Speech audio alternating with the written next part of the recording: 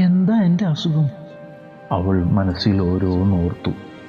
2 ആഴ്ച മുന്നേ ഒരു പനി വന്നതാ.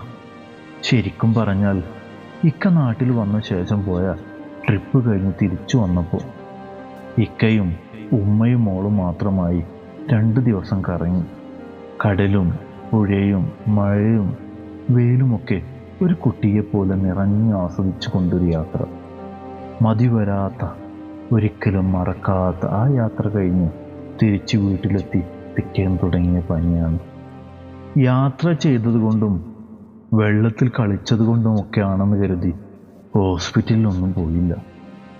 ചുട്ടുകാപ്പിയും മറ്റു മരുന്നുകളൊക്കെ ഉമ്മയും ഇക്കയും നൽകുന്നുണ്ടായിരുന്നു. എന്നാൽ പനിക്കൊരു കുറവും വന്നില്ല. ശരീരം മൊത്തം സൂചി കുത്തുന്ന പോലെയുള്ള വേദന.